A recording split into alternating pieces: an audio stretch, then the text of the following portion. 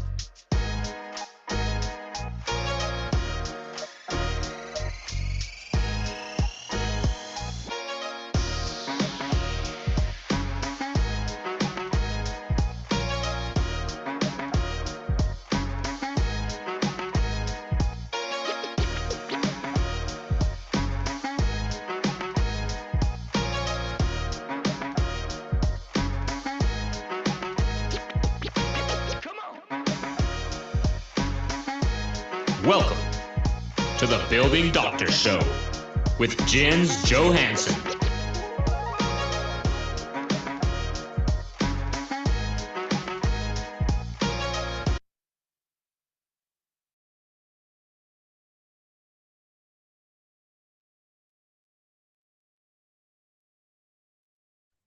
All right. Welcome to the Building Doctor Show. I'm your host, Jens Johansson. Glad to see you here to learn more about your buildings. Today, we're going to be talking about why you need a manager and what a good manager really does and how to find the right one for your community. So if you're joining us on the podcast or YouTube today, thanks for listening, but you're missing out on the ability to ask live questions. So make sure you sign up, visit our website, j2consultants.com, to register for the Building Doctor Show and attend live via Zoom. And I hope lots of you that are attending live today have questions. They help steer the show. They help us really dig in and answer what you've got going on and give value to everybody. So our producer, Carolyn, will be monitoring the chat, and I'll go through the Q&A panel at the end of the show. Make sure you put your questions in the Q&A and check that chat, as Carolyn will be having a few handouts for you on this show. We've got some guides together. Also stick around. We're doing a raffle giveaway, so you can win some cool J2 stuff. And then remember, this show is for educational content only. We're not giving legal or financial advice. And don't forget to hit the like and subscribe buttons and ask questions. Those all help our ratings and fuel our desire to create more content. So let's get into it. There we go. Why you need a good manager. What a good manager really does. Where we see boards struggle with management and managers. Some of them are trying to do it themselves. Some of them trying to use a manager, trying to do just financials, calling it management. How to find that manager who is the right fit and what not to expect for your manager. And we'll even, I think we have a couple of pre-questions here that we talk about that. So let's dive in. So this can be a heavy slide. So you are running a small city. You are the mayor of a small city. There's rules. You have bills to pay and to collect. So that's the AR and AP, accounts receivable, accounts payable. You essentially have taxation with reserves and dues. You even have policing behaviors with fines and penalties. And you can even take away real property through foreclosure action. And you kind of said, hey, I just wanted to be an involved, good neighbor, and I've got a little bit of experience in business management. I thought I would volunteer. So let's talk about this. So your community is a corporation, usually a nonprofit. And depending on your size, you have tens of millions of dollars of assets under management. So if you have 100 units and their assessed value is 500,000 a unit, that is a $50 million corporation you are running. Kind of let this sink in a little bit. Maybe add up your assessed values or units and you might change your perspective. You might even start wearing a suit and tie to the board meetings. And so when we say it this way, it kind of I see board members kind of sit up in their chair a little bit and sit a little straighter, shoulders a little broader. And they say, "Wow, yeah, you're right. My assessed value are, $1 million a unit. We've got 100 units. You've got $100 million city you're running." And so how can we use a good manager, and you know, how can we make our job easier? We really just signed up to be a good neighbor. I don't really want to be the police. I don't want to be the bad guy. I don't want to take somebody's unit. So let's figure this out. Let's talk about what a good manager does. First thing, rules, regulations, and the playbook. You ever played a game and everybody asked, hey, let's play some cards. And I remembered how to play cards 2 years ago. And do I draw four? Do I ante first? What are wild cards? And we all need to go through this rule thing. And so we need somebody that's up to speed on the rules and the playbooks in order to play any game. And so somebody needs to be able to know and teach the rules. So then, if we don't pay attention to the rules, we're playing the game without knowing the rules. Everybody wants to bend the rules and create their own. This gets everybody into trouble. A common one we hear is, well, we've always had unit owners pay for their windows. And if you watch the show, I've brought that up several times. It's like, well, just because we did it wrong the last few times doesn't mean we have to keep doing it wrong. So now we're the board is simply a group of volunteers, right? So hopefully they have some kind of business experience, but it's doubtful that you have some management experience, legal experience, some accounting experience, some insurance experience, consultants, and contractor experience. Some of the best boards we work with have a few of these key players on there and can kind of wear their contractor hat and say, this doesn't feel right, or wear their lawyer hat and really be able to review the things with us. But it's rules, regulations, and playbook. And so I'll take you to the Hollywood movie playbook. It's kind of, and you may have heard of this. It's the hero guide script. And what I mean by that is we need to find somebody who can be your guide. And what I mean by the guide, if you look at the Sherpas that climb Mount Everest, who's been summiting Mount Everest? It's not the rich person that can afford this trip. It's the Sherpas that carry the packs every day. They know what the snow was yesterday. They know what the snow was last week. They know what the snow was last month. And they can understand the conditions. They're just carrying the packs, but they've been to the top of the mountain every day. And so now that it's our turn to get to climb up to the top of the mountain, I'm glad I have a guide with me. And so this hero Hollywood movie thing. So Luke Skywalker and the Karate Kid, they were absolute messes without their guides of Obi-Wan and Yoda and Mr. Miyagi. So the guide doesn't do the work, the hero does, but the hero relies on what that guide is saying. So find that guide.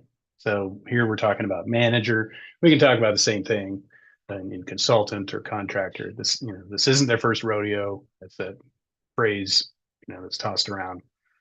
Somebody who's done this before that can lead you to where you need to go. And they're not going to make all the decisions. And so we're going to talk about that. But somebody that knows the rules, regulations, and playbook.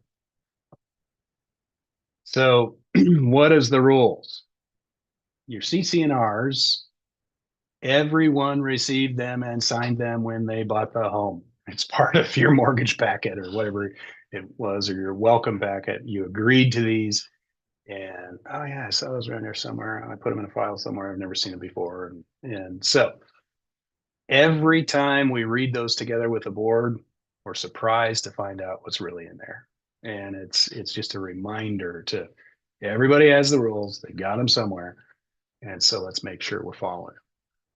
So I'll kind of go through these in a summary fashion. So know the rule book. That was the last slide. Somebody needs to know this stuff. Number two, know when 1955 era CC&Rs need to be updated, know how to conduct business, know how to pass budgets and changes, know who owns what and who's responsible for what, know how to run an effective meeting, know if this particular expense is an operating expense versus a reserve expense, understand the basics of insurance, contracts, and legal.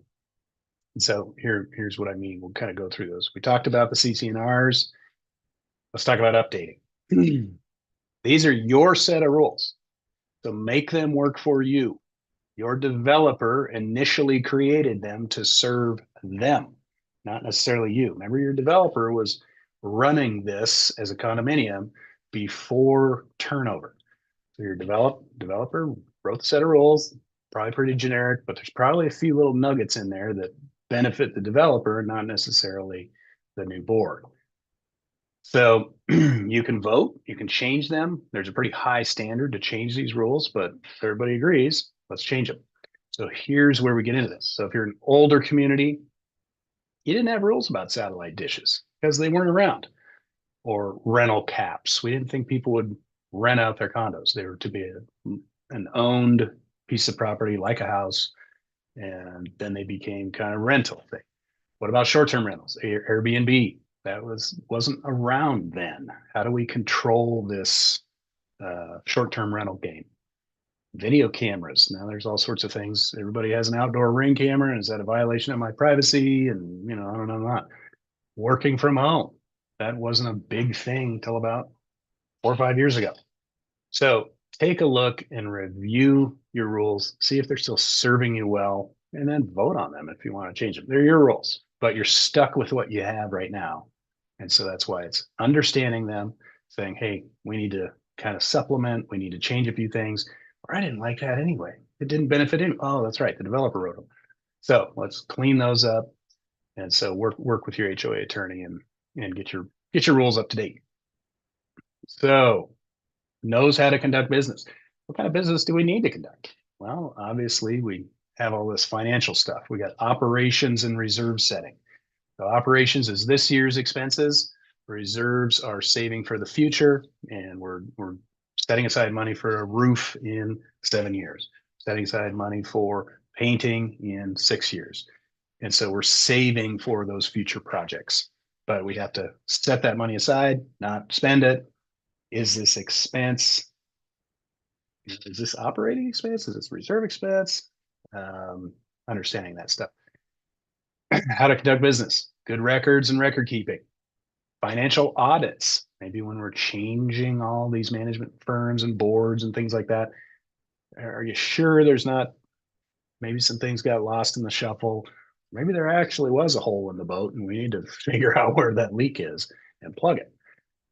Knowing how to run meetings with Robert's Rules of Order. That is an art in itself. And so there's a little 7-minute video on YouTube. You can look it up. There's a short little 7-page or 5-page pamphlet that you can buy for really cheap, $3 or something like that. These are the best things ever. How to run a meeting and use Robert's Rules of Order. Dealing with lawyers and lawsuits. The association itself may get sued by someone or may have to sue someone. Boards or members sue boards and vice versa. And so just dealing with lawyers and lawsuits, risk assessment, understanding, that's kind of running or conducting business. Number 4, why are budgets important? How to change them, how to assess, how to track. We're not just getting dues, we may be getting an assessment. And so I want to make sure that Unit 4 has paid both their dues and their monthly assessment. And really, one may be late, the other may be on time. Are there penalties or late fees? So individual unit tracking, so good numbers and someone with the number ability. That's typically your treasurer, but a manager can help you with that stuff. The next thing is who owns what and who's responsible for what. So what I mean by that is windows, decks are the most common disagreement.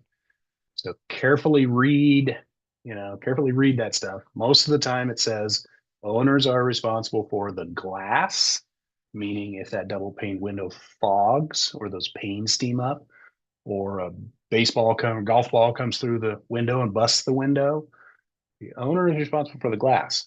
But the part of the frame that's nailed into the framing and covered in siding and stucco and brick and stone, that's a common element.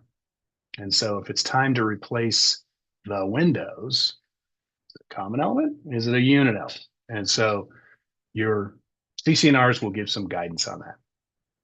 Same with the decks. A lot of ones we see saying the owner is responsible for the deck surface. Does that mean they have to clean it? Does that mean they have to stain it? Does that mean they have to fix it if their deck chair punctures a hole in it? Or if their barbecue deck drops a hot coal on it and burns a hole through it? So just kind of understanding who's responsible for what. And then they also say how the owners are to pay. So there's usually two ways. Either the owner pays themselves, which we think is kind of a bad idea because that allows random contractors, lowest bidder, whoever the resident found to do the work, and they may actually mess up the work. They put in a sloppily installed window, they do something wrong to the deck, and now that affects other common elements in the building. So that third story window gets replaced poorly, allows water intrusion to leak down on the second and first. So if you let a whole bunch of owners do a whole bunch of different things, it's a little risky. The other way it says is the association repairs it and then back charges the owner. So just make sure you understand how that works. We think that one repair protocol is better. The owner is still paying for it. They're either paying for it up front or they're paying for it after it's done. But you as the association have the chance to say, here is the recipe to follow for window replacement. And that way we know all windows are being followed or being done that way. We know all HVAC mechanical, penetrations through the wall. We know all skylights and stuff like that are being done that way. So rest of the common element repairs are paid by the association. And this can be troublesome. Half the units have decks, the other half doesn't. If decks are considered a common element, then half of the people are paying for those decks that they don't even get a chance to use. So this is an example where you might want to double check your CC&Rs a little bit and say those with a deck should be paying for deck repairs. So it can get a little tricky, but once you know your rules, you can then revise things. So number 6, how to run an effective meeting. I talked a little bit about that, but there's things like quorum. We have to have a minimum number of people here to even conduct business. And I've been at a lot of meetings where, sorry, we don't have quorum. The meeting isn't over. The meeting never started because we don't have quorum. And so making sure there's quorum there, making sure Robert's rules are followed, using little tips like agendas or timers for open mics, and then how to control an out of control meeting. So this is an art. A good manager can help you as a board. Hey, here's how you do this. Here's the tips. If this happens, do this. Number 7, understanding the difference in operating reserve. Also understanding what is a capital improvement and what is an amenity. And so there's some interesting language in there, especially around swimming pools. So this place came with a pool. I bought it because it had a pool. And now we're talking about filling in the pool because it's too expensive. Well, that was actually an amenity of the association. So do we have to keep it? So we have to keep repairing it. And yes, it's expensive. Or can we shut it down? And, there's a path to follow. And so before you just backfill in the pool, let's try to avoid some back and forth litigation about that.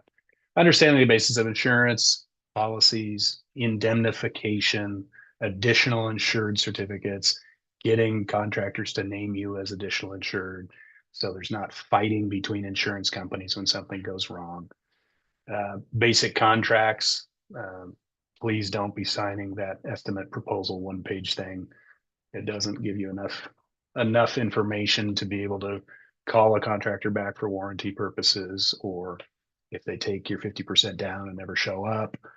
So have a contract in place, understand the legal process of both the HOA attorneys and construction attorneys. And so maybe you have, one attorney that can do all that, or maybe you have a manager that knows the difference and can help you guide you through that. So that's kind of rules and regs. Keeping up with ever-changing rules and regs. So you need somebody that's up to speed on all this stuff and can stay up to speed. And so every state has a condo act, or condo rules, and those change as statutes change. So where do these people that are supposed to stay in touch with all this, where do they get training? How are they keeping up to date on this? Are they, part of an industry association such as CAI, and they're getting these bulletins? Are they getting professional training from their management owners or corporate to say, here's what's going on in your state now? Rental rules, Airbnb changes, other laws that get passed around that, some fair housing things, some eviction policies, some collections, and just lots of fair housing things around that. And then I talked earlier about FCC rule changes. So that's the satellite dishes. You can't prohibit someone from having a cable dish because that's their FCC right. But we can talk to them about where they can put it on site, how they attach it to their building. They don't just screw holes through the roof and cause a roof leak. And so these may have been technologies that are around now that weren't around back when you had your original rules. So look back 4 years. Remember COVID and the rules that came out really fast and often ambiguous. We don't have clarity on this, but you have to close your HOA clubhouse. You can't have any meetings. You have to close your pool. You have to close your gym. You can't have people in there. And so who is learning this? And that's why, just trying to be a self-managed board, who is keeping up with this stuff? So I say, it's when the rules change, who's watching. So that's the second reason. Third reason is communication. The number one complaint we hear is, I didn't know. I didn't know there was a meeting. I didn't know there was assessment. Didn't know there was a vote. I didn't know repairs were starting. I just didn't know. So being able to use multiple formats, multiple announcements, and the pink flyer on the front door or on the car under the window wiper actually works pretty well because people see it and they get it. But today's day and age, we want to be texting, we want to be instant messaging, we want to be calling. And so there's required communication and what we would call non-required communication. So encouraging and facilitating these kind of town halls. We're having an HOA meeting. No vote is going to be conducted. This isn't a formal meeting, but this is a meeting to understand what the vote's going to be about next month. And we want to share. We're going to have presenters. We're going to talk about it. We're going to listen to you. We're going to get your feedback. No vote's going to happen, but please attend. And so, even one or two of those. And so encouraging and facilitating this communication flow. Somebody who keeps track of the contact lists, especially for emergencies or problems. And so we see it all the time. I don't have a current phone number. I can't text them. I can't get a hold of Unit 6. So this stuff is tracked when they move in, when they sign, when they become part of the community, or you keep somebody keeping it updated. Is it accessible for the board? Back in the day, we had to print out a contact list, and that was out of date the next day, but you had to find it. So is there an app? Is there a way to communicate? Is there an email string? Is there something that we have an emergency? It snowed last night. There's ice, black ice in the parking lot. stay away from the hill and whatever, or the fire sprinklers went off in building C. We're on it. We're working on it. So just kind of this notification change. Purchase and sale information, those welcome packages and rules to the owners go a long way. Hi, I'm a board member. Here's the welcome package. Thanks for, becoming part of our community. Here's how you can sign up. Here's how the contact list for everybody. Here's, a way to communicate with you. We want to communicate with you. And so I call it the voice, the inbox, the information hub. That's a great job for a manager, and what's really, important on staying up with that stuff. Okay, project and maintenance oversight. This, having not necessarily a project manager, but a project coordinator of contractors and maintenance requests. And so these maintenance requests are everything from lights are out on the third floor hallway, or this elevator is going to be down for the next 3 days when the elevator repairman is working on it, or yeah, we're doing a deck stack. There was a fire in this building and we're getting it repaired, and here's all the adjusters and all the service masters and all those people coming in and out of the project, but really kind of a coordinator of that to keep it going. Now, the bigger projects are over and above what their regular management agreement is, and you'll see that in the fine print of the management. If you want me to be the project manager of this stuff, there's an additional fee, but it's somebody is keeping track of this stuff, and somebody's keeping these projects running, and they're the point of contact for communications.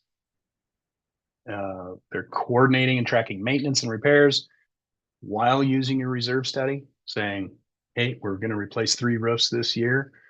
Next year, we'll do these roofs. And so 3 years from now, we can look back. Company ABC did those 6 roofs. Company XYZ did those 6 roofs. So if there's going to be a leak, we know who to call. We know what warranty and when it was done, when it was replaced. We can feed that to the reserve study and say, it told us to do all the roofs in 2025, but we did these 6 in 2025 and these 6 in 2026. So helps you kind of keep track of that stuff, and tracks the as-built with who performed and when for warranties and future replacements. So that's that. We've had a bunch of contractors out here over the last 3 years. Who exactly did these windows in this building and these decks in this building and these? So that way we can, you've often got times have a 6-year statute of limitations. So if there's a problem, you can go back to that contractor. So project coordination is a big one. So we'll keep talking about that. Then vendor network and industry contacts. And so again, they've been this guide. They're working with lots of boards. They know who is doing good work lately. 3 years ago, that may have been a great contractor, but lately they've been having a struggle. So we're going to try a different roofer, and we've used them on a few other projects. They do a good job. So they know the contractors, they've vetted them, they're experienced with condo work, with occupied remediation, with getting their payment bills and all that thing figured out with your management company and your board. They know the service oriented ones, keeping track of insurance certificates. This is a big one. So we want our contractors insured. We have last year's certificate, or we're starting a 6-month project. They gave us their insurance certificate. We notice it expires next month. Somebody's staying on them saying, okay, your insurance certificate expired. I need a new one because the project's not done yet. And so making sure that all those things are in place. They know the good reserve specialists and they can work with them. Oftentimes, they will not combine deals, but they're doing a bunch of work with this management company. So you'll get a better price instead of somebody new. But they know the reserve specialists who do a good job. They know the attorneys for HOA activities. There's HOA attorneys that do a great job with rules and process and permits and fines and penalties and foreclosures. And then there's construction defect or insurance claim attorneys. And then there may be some other kind of attorneys you need, but they tend to know the right attorneys within the field that serves condos. They know the utility companies and the tax bodies, the city departments, the building department, property related entities for your property. And then banking. So they know which have good HOA association bank terms, interest rates, investments, CD ladders, the ones that can do association loans for repairs. All these are kind of specialized. And so this vendor network and industry, again, if we're trying to do it ourselves as a volunteer board, we're just picking numbers out of Craigslist or off of Facebook Marketplace, and having somebody that has some of this vendor network and industry is really important. Okay, financial. They can understand. They don't have to be an accountant. They don't have to be a CPA, but they can get your financial, records in a timely fashion. And so we're collecting money in accounts receivable, and we're paying the bills in accounts payable. And they can track operating versus reserve. We actually see a lot of mix up in there. Or we have a construction budget and other things are being taken out of the construction budget. Well, we had to do some fence repairs. Well, the construction budget isn't for fences, so don't take it out of the construction budget. And so is this a separate account? Is this just a tracked category so we can see it on paper? It's all in one bank account, but we can see it separated. And then the reserve account has to be a separate account. If you're doing any rentals, you'll have security deposit, trust accounts, and things like that. So they understand and they can track the stuff and share it with you, saying, here's how all these accounts are performed. And then I talked previously about additional items by unit. And so unit 5 may have paid their dues on time, may have paid their assessment on time, but they had this annoying little late fee that's been on the books for 6 months. And so what are we going to do about that? We don't want to let it slide. We want to talk to them. And so somebody that understands financial that can produce these, their company can produce these, and they can explain them to you and walk you through that. So it's more than just having money in the bank. All right. Next one is using tech to manage smarter. So someone who can use technology to your advantage. You can and should automate some things.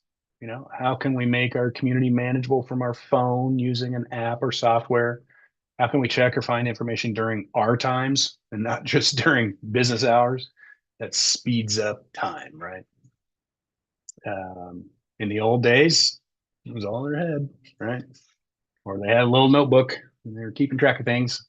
And so is it all in their head, or do we have some online storage systems and processes and communication ability with or without them? So if we lose that manager, do we lose all that experience and stuff in their head? Can we as a board, I may not be the treasurer, but can I look at the financials when I have time this weekend or when I'm on the plane or something? And I can ask the treasurer a question. So is there some document sharing? So yeah, Alexa, who's running our HOA? That can be good and bad. So, but having a manager that has some tech ability where you don't have to wait between 8 and 5 Monday through Friday, because boards, we're all working at night or working. It's our volunteer job, so we should be able to access the documents. Here's the one. I call it the baseball managers are hired to be fired. So the mediator or the bad cop.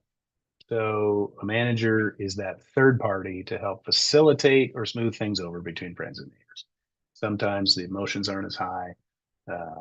You can, hey, let's get this resolved. Let's figure this out. Or there's something that needs to be figured out. You do ultimately have to deliver penalties and fines. So who's the bad cop or the enforcer? And it's that intermediary to help with difficult conversations, or is the go-between to get resolution. Avoiding always calling a lawyer to have that third party. So again, it just gets into because you shouldn't have to fine your neighbor. You shouldn't have to be mean because the board needs to do something that the board has to do. We have to conduct our business. We have to police. We have to tax. We have to do this stuff. So it's nice to have a manager being able to help you with that. And sometimes they have to wear the bad cop hat, but hopefully, if they're doing a job, they don't have to. So, okay. Fiduciary duty and trust. Find somebody that has your interests and fiduciary duties at heart. And that means acting on your behalf, not their behalf. So they're impartial or they have no pecuniary interest. This basically means financial interest. So they're not a relative of the developer. They're not their roofer isn't the roofer working on your project isn't their boyfriend. So, or they aren't best friends with the board member and gee, their unit gets taken care of really fast, but mine doesn't. So this friends or related business. So whether it's board members or contractors or anything, it's I'm acting in your financial interest or with fiduciary powers on your behalf. And arm length. It keeps the board out of trouble. The board has insurance, or you should have insurance, D&O insurance, directors and officers. And basically that policy says acts of a reasonable person. And so the law says you're volunteers, you're trying your best, you're relying on your manager to lead you, you're relying on your lawyer or whatever expert to guide you. And so kind of keeps you out of the fray a little bit if you have a manager there acting in your interest. They have your best interest in mind and they have an insurance policy if they screw up. So, insurance policies are good to have. And just in case a big mistake is made, they have insurance policy, an E&O policy or some kind of CGL policy to back it up, put their money where their mouth is, so to speak. So another good reason to have kind of somebody operating for you here that's independent. Okay, what not to expect from your manager. This is the best one. Making all your decisions. They need you to decide, but they should be putting decisions in front of you for your review and decision. And so we hear it all the time. I moved into a condo so I wouldn't have to deal with home ownership issues. You can't abdicate your responsibility. And so don't expect, that's why I hired the manager. So they would just make the decision. No, they need you to make the decisions. They will be putting things in front of you.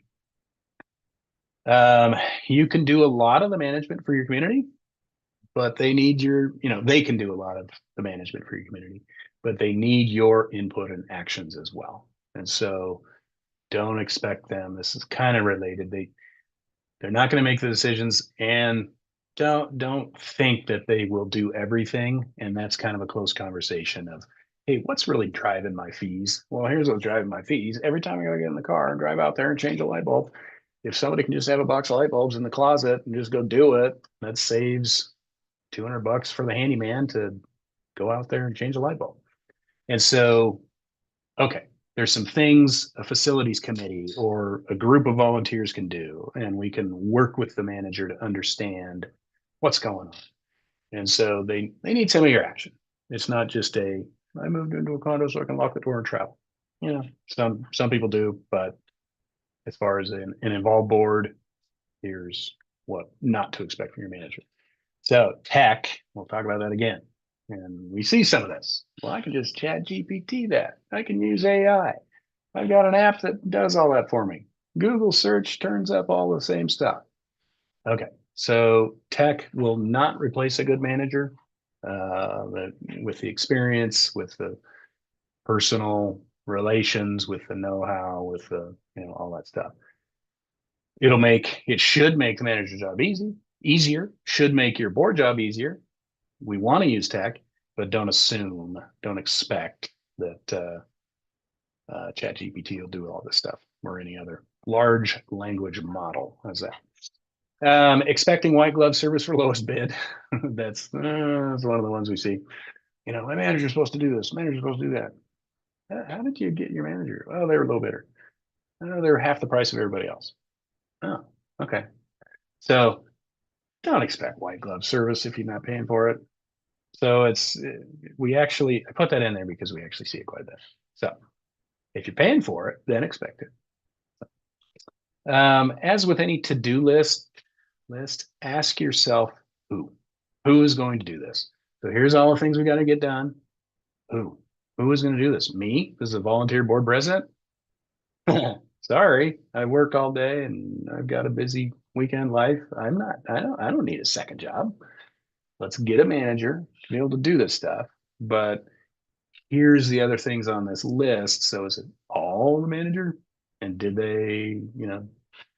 we clearly communicate that in our bid proposal? And yeah, so and then bottom, they're humans too. Expect mistakes, but also expect corrective actions. So, hey, I'm sorry, that ball got dropped. Here, we're picking it up. We're moving forward. Won't get dropped again. And so, as consultants with a lot of boards, we hear a lot of complaining about my manager did this, my manager did that, and so it's like, I mean, are we getting the basic work done, or no? That sounds horrible. You need to find a new manager. So, anyway, we're talking about this. So, what not to expect? 6 things. Okay, where we see boards struggle, and this is the small associations, the 4 to 10 units, being self-managed and not even aware that they need to do these other things, so they don't get done, or trying to do it all themselves. So instead of saying we can't afford it, can't afford it, management, just ask yourself who's going to do all this. And I talked about that in the last slide. This is another job with usually zero experience or training or contacts, and it's usually a pretty thankless job for volunteers. So, do we have to? Do we have to do that? And so, I say the self-managed boards are usually run by 1 or 2 overachievers that eventually burn out and move. And all that history and experience goes with them. So then the rest of the new board is, I don't know who did the roof 6 years ago. I don't know who, there's no meeting minutes, there's no nothing. It's just, and we've met them or we've talked to them. It's the board president is bitter and resentful, and because they have to do everything, and they're just frustrated because nobody will sign up or nobody will replace them. They didn't sign up for eternity. And so anyway, it's so instead of saying we can't afford it, just kind of ask open and honest. Okay, who's going to do it? Here's the list. Who's going to do it? Because if we don't do it, it doesn't get done. So, number 2, only paying for financials and thinking you have everything taken care of. You have a bookkeeper. You don't have a manager. And so, who's your management company? Oh, XYZ. Okay, great. Are they going to run with this? Well, they only do our financials. Oh, you don't have a manager. Well, we have a manager. Well, you have a bookkeeper. So you're getting one thing done, but all this other stuff we talked about, okay, that's not getting done. So again, who's going to do it? And the struggle is, so the other side of the fence, I'm not just saying managers are perfect. This is, man, there are some bad managers. So putting up with bad management and thinking changing is too hard. No, it'll be too hard. Don't lose them. Knowing you are in the dark and refusing to do anything about it. So this is your choice, and your investment suffers as a result of it. And so we want to remember we have this $50 million company, and we want to see 5-10% gains. So next year it'll be 55 million. Well, if things aren't happening, it's getting run down, and crime is moving in, and things are falling apart, it's now a $40 million company, and a 30 and a 20. And so putting up with bad management, and it isn't too hard to change. You can change. And some boards change every year just out of routine. So again, just making sure these are kind of the top 3 areas we see self-managed boards struggle. Okay, how to find a manager who's the right fit. Yeah, number 1, checklists and where to look. What makes a manager reliable? These top qualities: communication consistency, proactive maintenance and planning, financial transparency, understanding the laws and docs, responsive to owners and boards. That's probably the same as communication. But where to look? Where do I find them? Referrals from other HOAs. Go ask your neighbor. Hey, I notice your community is really run in top shape, and there's no garbage, and really looks clean. Who's your manager? And do you like working with them? So it's that referral. There's also trade groups like CAI has a list of all the managers, and that's how you can reach out to several different companies. Interviewing multiple candidates, questions to ask during interviews. See the interview guide. We'll put that in the chat. And then accountability standards and check-ins. So how to make a manager accountable. So we have this built-in accountability. It's just a clear contract with KPIs, key performance indicators, things like 24-hour response or financials due on the 10th of each month, and just deadlines. And here's what we expect: regular check-ins, monthly, quarterly, whatever you as your association need. Do we need a monthly meeting? Can we get away with once a quarter? Here's a calendar of the 6 meetings we need.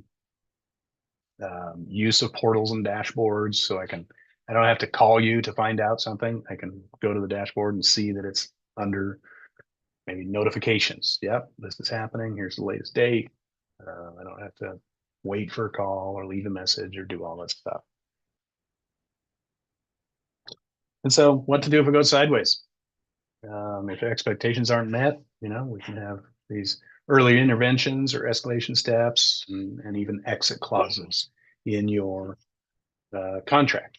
And so how to build these things in. These are accountability standards check-ins. Then number 3, kind of red flags. Here's some common red flags. Lack of communication. You're prompting your manager to do what they promised to do. Later, inaccurate financials. Those are the worst. Manager complains of too many projects and you're just one of their workload. You didn't sign up to be one of 17. That's not your problem. You signed up they would take care of you.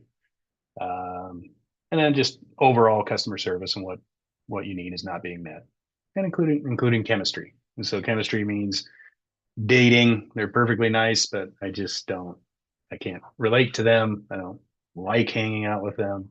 Not that they need to be your best friend, but so these are kind of the red flags of, I don't know where my financials are. I don't know when our last reserve study was. And so our quote there: if you're always chasing them, it's time to let go. And so these are kind of the red flags. All right. This is a handful here. Okay. So finding the right manager is important. If you want to talk one-on-one to a building doctor, you can, if you like to type, you can type in learn.j2consultants.com/consultant/on-call, et cetera, or you can scan the little QR code up in the corner and that'll take us right to a calendar thing. So if you have any questions about your building, we can talk about buildings. We can also talk about your manager. If you need to vent a little bit, I'm going to refer right back to this thing and say, hey, Luke Skywalker was a mess until he finally figured out how to blow up the Death Star. But that took a whole 2 hours of, Hollywood time. And, the guide's doing what they need to do. The guide can't do your job. You are the board. You need to make decisions. You need to do this stuff. But you also need to expect that they'll get back to you and do what they promised to do. And so I think we've covered some good things of why you want one. That third-party intermediary, that experienced guide, that, somebody that knows the rules, is updated on the rules, and you don't get blindsided by that. And for every, resident group that wants to say, we can't afford it. Okay, great. Here's a volunteer list. Who's going to take items 1 through 10? Who's going to take items 11 through 20? Let's go. Well, since nobody's doing them, we got to pay somebody to do them. That inevitably gets some more people stepping up if they aren't already. So. All right, let's jump into Q&A. I think we have a couple of questions here that was submitted. So the question is, if a board, and make sure you get your Q&As into the Q&A link. I see a bunch in the chat. Oh, I haven't opened up the Q&A thing. I don't see any questions. Okay, come on, guys, get your questions in. They don't have to be about finding a manager. So if a board is self-managed and doing their best, what's a realistic first step towards getting support without feeling like they're giving up control? So as I said earlier, we have a lot more 6 and 8 unit infill properties where they tear down 1 or 2 houses and build these 3-story eightplexes. So the first thing is finding a manager that likes to work with smaller properties. Um, and some of those there's managers that have had a big management career and they're wanting to kind of slow down a little bit, kind of work into retirement, and they've opened up their own shop and they like just working with a few small places. They bring a lot of experience, and they can help you do some of that stuff. But as far as if you don't work with a manager, you know, let's start with the baby steps. Get your numbers in order. Make sure your financials are up to speed and timely, and you can see and track each unit. And if there's anything they owe, and get that collected. So get your numbers in order. Get your reserves up. A lot of reserves are in the 5 to 10% category. Get them up. Get them up so you're not surprised and not blindsided by here's a big $100,000 roof project and we haven't saved a penny for it. Then get some maintenance or contractor support. You'll start developing a list of, hey, that handyman who helped us earlier, let's call him back. Let's make sure he's licensed, make sure. But we know him, we like him, he knows the building, we can trust him. And so start this little list of here's a good paint person, here's a roof cleaner, here's a leak cleaner upper. And we start building our own list of contractors and maintenance that have worked on our building and they know us and we have their paperwork. And then meet annually with an HOA attorney to review any of these CC&Rs and make any changes, maybe help you, buy a couple hours of their time. It's going to be $500 an hour, but it'll be $1,000 and say, here's what I'm looking at. Here's what I'd like to change. Let's work those changes into next year's budget. Let's figure out, over the next 3 years. That's why I kind of call it baby steps. So you're not giving up control, but in the next 3 years, we'll feel on top of this enough that we can then maybe hire a manager or see if we can do this ourselves. Then kind of the third trick is, again, have a few HOA meetings and see who offers to help with the chores. If you can't get anybody to help, then decide if you're going to do it all and be that overachiever and burn out or sub it out. There's no reason you have to do it all just because nobody's stepping up. So good question. Realistic first step towards getting support. So baby steps, look for small managers and, meet with the HOA and meet with an attorney and make sure you're on the right track. Okay, next question. How can boards build a strong relationship with their manager? Make sure everyone stays on the same page long term. That's a good thing. I'd say there's a couple 3 things. There's a 2-way street of accountability. Get them answers fast and they will do the same. Everybody appreciates a responsive client or a responsive vendor. And so if they're waiting forever on you and get the idea it can take a week to get back to you, or you take a week to get back to them, they will get the idea they can kind of take a week to get back to you. Ho hum, yawn. But if you have this accountability back and forth, that's helpful. Like I said, they may have 10 to 15 clients they work with, and I will pick that one and put it on the top of the list because I enjoy working with them. Kind of the second thing, ask for their advice. They're the guide. So ask for their pros and cons.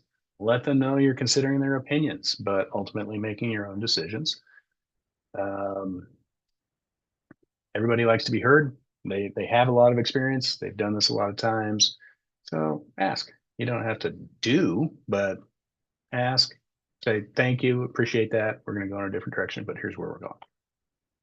Ultimately, they want to see you making decisions. And kind of the third one is kind of this, here's what I need you to do for us, and here's where I need your pricing to be. Can we find some common ground and agree on scope and cost? And so I understand businesses need to raise their rates every year, and that's fine. I get it. Costs go up. But we'd really like to be in this ballpark. What about our services for the last year have caused you to be additional services? And is it really that light bulb in the hallway? We can figure that out. Or, you know, is it really that thing that costs so much money? We'll find somebody to be able to do that. So you can keep your costs down. You know, here's the things we aren't using in your scope of repairs. So we don't even want them. Can we apply it to other things over here? And so just kind of that work together to agree on the scope and cost. And then, you know, um, everybody likes to eat, right? So budget a little extra for food or snacks for a few of the meetings. Not every meeting we got to have food at, but hey, if I'm going to 15 meetings this month and that meeting always has M&Ms and a glass of wine or something, hey, I'm looking forward to that meeting. So think about that. Everybody likes to eat. And a little snack goes a long way. And have an open feedback loop of what worked well and what didn't work well. So, hey, last year we kind of fell in the ditch here because this happened. Let's not do that this year. So let's stay on top of this stuff and let's keep going. So these last two things are kind of addressing kind of that long-term relationship you're having. So treat them as a friend. And it's we all appreciate being appreciated. So okay, let's jump in. See if there's any questions. There are a couple. Good. Okay. If your board had to hire a new manager tomorrow, what's the first question you'd ask in an interview? We have we have the interview questions. They're in the chat, and so look at that list. But I would kind of cover these things. What are you looking for in a board? What are some bad? What is your worst board nightmare, and how do we not be that?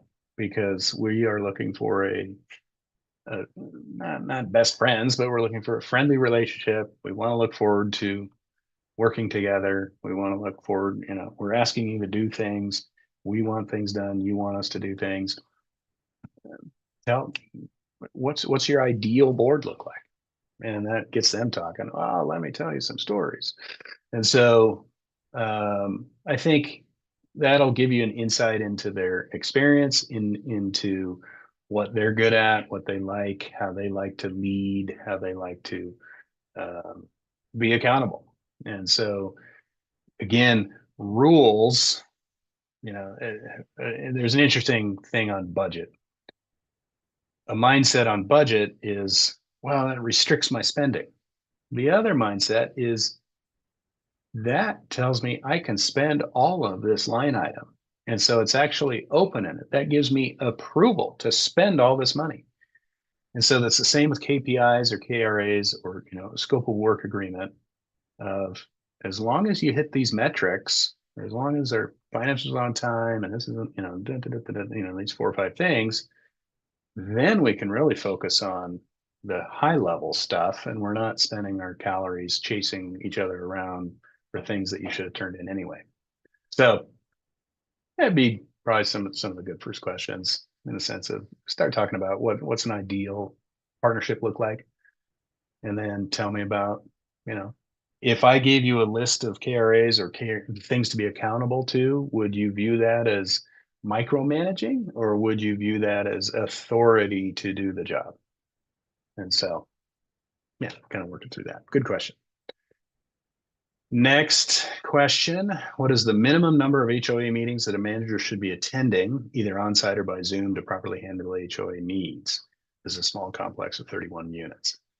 Minimum number of HOA meetings comes from and I'm not a manager, but I've seen plenty of CC&Rs, comes from your bylaws, CC&Rs, whatever you want to call them, your rule book. They will say you have to have 2 annual meetings. One is for budget, one is for elections. One should be held in the fall, one should be held in the spring. As long as you're hitting that minimum, I need these 2 minimum meetings. Now, in order to prepare a budget, I probably need a couple of pre-meetings to get ratification, to take it out to vote, to then have a final vote on it.